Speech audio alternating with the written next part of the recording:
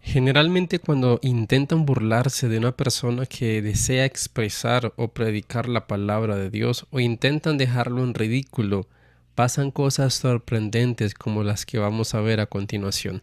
Veamos el video y bienvenidos a Caminos de Fe. He hecho mucho discernimiento en términos de la denominación del cristianismo en la que estoy y he llegado al catolicismo. Entiendo que alguna vez fuiste católico y ahora no lo eres. Estás en lo correcto. Ha habido una pregunta que les he estado haciendo a mis amigos que siguieron siendo protestantes y aún no he recibido lo que considero una muy buena respuesta a ¿cómo sabes que todos los libros de la Biblia son la palabra inspirada de Dios? Específicamente, no que sean correctos, no que sean verdaderos, ya que un libro de texto de matemáticas o tecnología puede ser cierto, pero ¿cómo sabemos que están inspirados? Bueno, según Bruce Metzger, quien fue el principal experto en manuscritos del siglo pasado y enseñó en la Universidad de Princeton, lo expresó de esta manera. El canon no es una lista autorizada de libros, es una lista de libros autorizados. En otras palabras, no determinamos lo que debería estar en el canon, descubrimos lo que debería estar en el canon. Y como saben, las Biblias protestante y católica son idénticas en el Nuevo Testamento. Pero en el Antiguo Testamento, los protestantes dirían que los católicos romanos han agregado libros que los judíos no tenían en su canon. Sí. Y entonces para los protestantes están diciendo que si los judíos no lo tienen en su canon, ¿por qué lo tenemos en el nuestro? ¿Esa es la visión que sostienes? Sí. Sí, vale, aunque esos libros tienen buenos datos históricos como primero y segundo de Macabeos, no creo que estuvieran inspirados. Incluso el primer padre de la iglesia, Jerónimo, que habría sido considerado católico porque no había una reforma protestante en ese momento, no traduciría esos libros porque no creía que fueran parte del canon. Y si miras lo que hicieron Jesús y los apóstoles, citaron cada sección del Antiguo Testamento excepto los apócrifos. Eso no es cierto. ¿Dónde citaron? Creo que hay 7 libros que no fueron citados. De ellos, Esther. No creo que se haya citado el Cantar de los Cantares, pero puede que haya habido más y no recuerdo. Déjame decirlo de otra manera. Los libros que no se citaron fueron los apócrifos. Pero Esther tampoco fue citada. Estás pensando en los rollos del Mar Muerto. Los rollos del Mar Muerto no tenían el libro de Esther en ellos, hasta donde sabemos. Si Jesús y los apóstoles citaron o no a Esther, tengo que buscar eso de nuevo. Pero una cosa que puede estar confundiéndonos aquí es que el único libro del Antiguo Testamento que no fue descubierto en los rollos del Mar Muerto fue Esther. Está bien. Pero el punto aquí es que si Jesús y los apóstoles nunca citaron ninguno de los apócrifos, eso parecería indicar que no los tomaron como autoritativos. Mientras que citan de todos los demás libros del Antiguo Testamento. Tal vez haya un par menores que no citaron, sí, pero ninguno de los apócrifos. Sí. Supongo que una pregunta que va junto con eso para hacer una declaración positiva es ¿cómo podemos determinar entonces que algo no es simplemente verdadero, sino específicamente que es inspirado? Bueno, la forma en que sabes que hay formas en que la iglesia primitiva trató de descubrir lo que estaba en el canon. Así que echemos un vistazo a eso porque es una pregunta interesante. ¿Qué libro debería estar en la Biblia?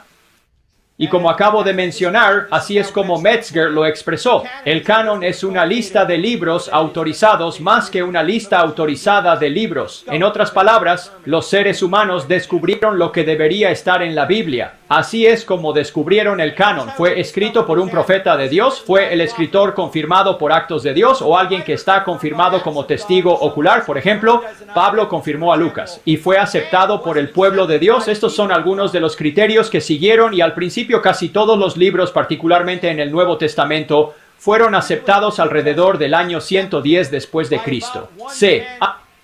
Tremenda sabiduría la que Dios le ha dado a este pastor. Atentos.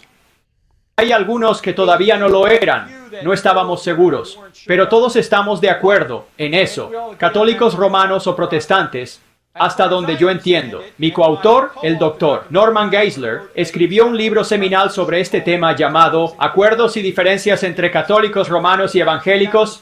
en 1994. Está respaldado tanto por católicos romanos como por evangélicos. Así que es un libro justo y si lo buscas allí, hablará más de esto con más detalles si realmente quieres profundizar en él.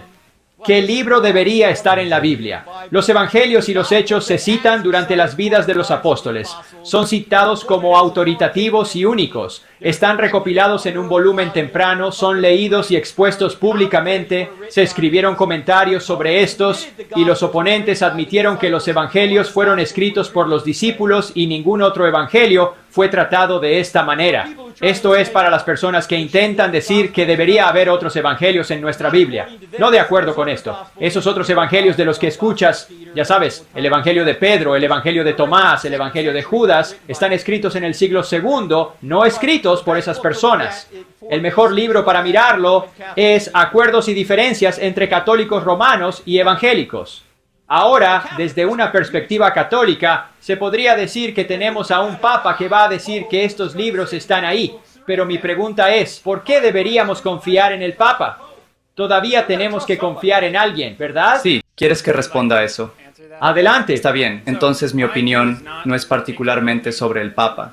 El Papa no es el tema, especialmente en estos tiempos extremadamente tempranos. Preferiría decir que Cristo fundó una iglesia. Dijo que las puertas del infierno no prevalecerían contra ella. Y luego creo que fue en Primera de Pedro, donde dice que la iglesia es la columna y baluarte de la verdad.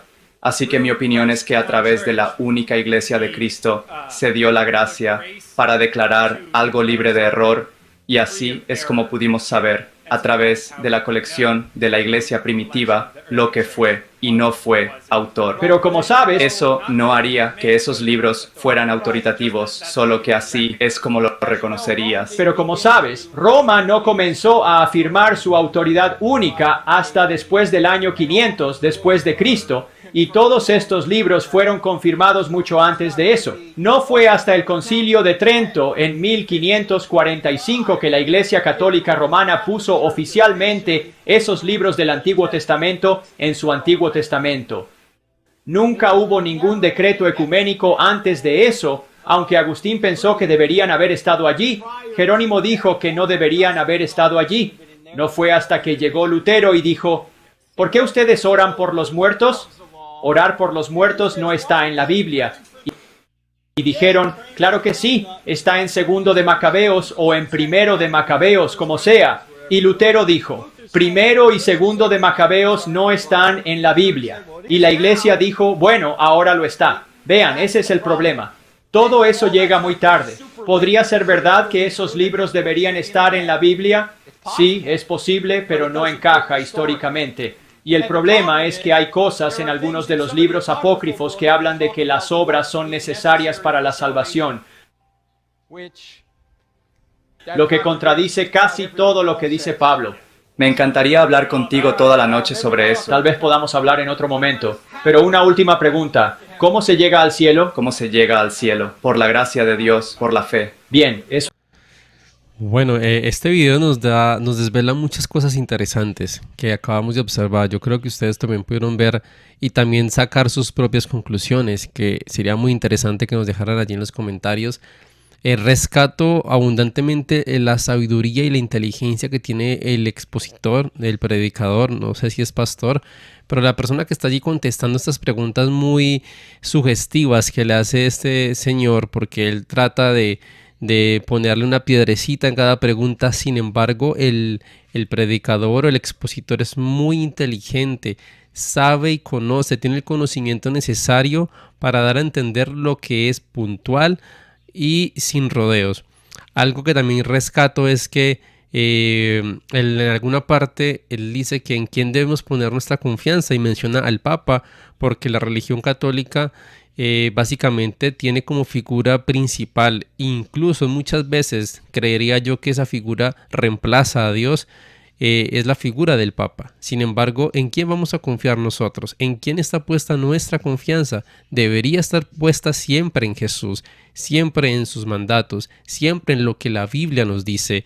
Qué bueno que podamos ver este tipo de debates y preguntas, porque si como yo, tú también quieres conocer y profundizar sobre temas importantes, debemos conocer y debemos saber qué contestar.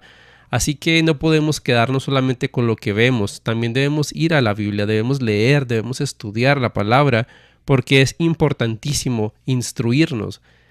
Entonces, a pesar de que esta persona quiso ponerlo en ridículo o quiso de alguna u otra forma poner trabas en las preguntas para que esta persona contestara erróneamente, quizás supo decirlo de forma adecuada. Muchas veces nosotros podremos ser llevados a contestar preguntas en el ámbito cristiano y debemos estar firmes también, debemos conocer y debemos dar a entender que sabemos lo que vamos a contestar. Así que bueno, ¿qué piensan ustedes de lo que acabamos de observar, de este debate, de las preguntas, de los expositores?